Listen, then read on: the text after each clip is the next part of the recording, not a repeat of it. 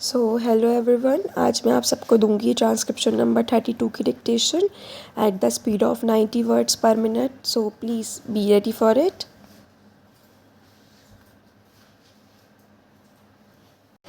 Start.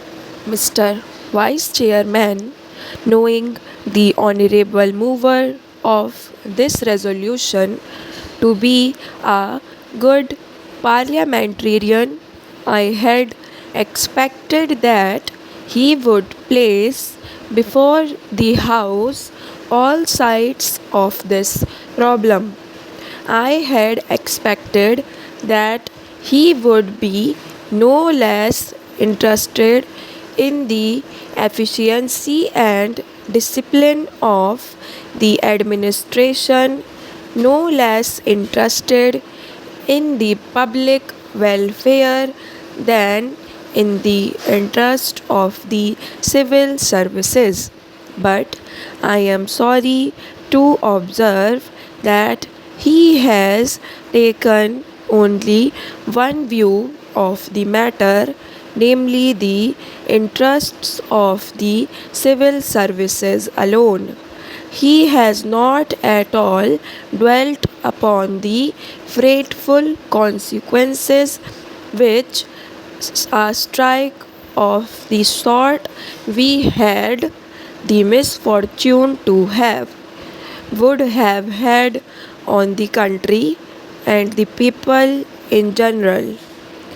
He has spoken, no doubt, in measured tones, unlike the honorable member who sat to his right in the morning and who raised a shout wanting to make up by sound what his arguments lacked in force.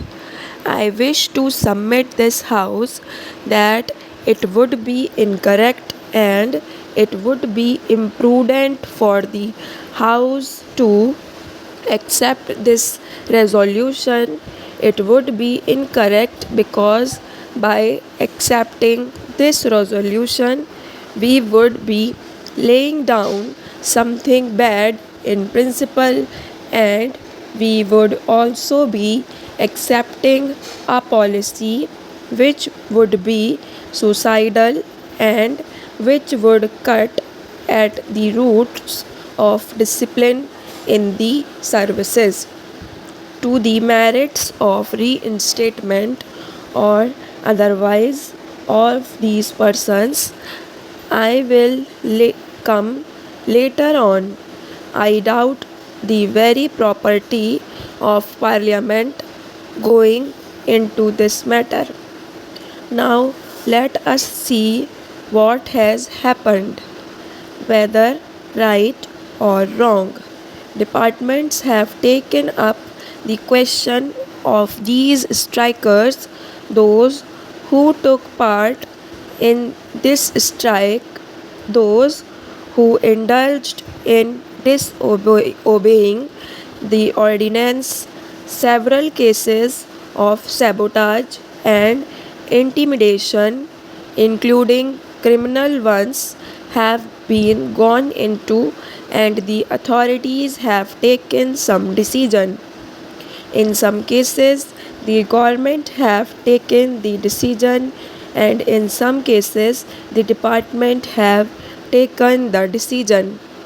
Now, would it be right for Parliament to intervene, to interfere with these decisions? Suppose we do that. Suppose Parliament interfered with the decisions taken by the government or by the heads of the departments. Tomorrow, with what face and with what authority can the head of a department extract service from his subordinate?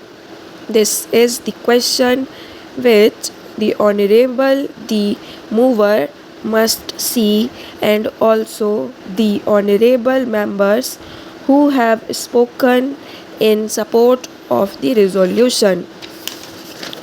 Unemployment is mounting up, and we have not been able to generate enough employment opportunities to provide even for those people who are entering the labor market today, perhaps to the extent envisaged during the third plan. The point that I want to make is that it is not quite justifiable to take only one aspect of the third plan period, namely the exigencies of capital mobilization, out of the context of the general economic situation in the country.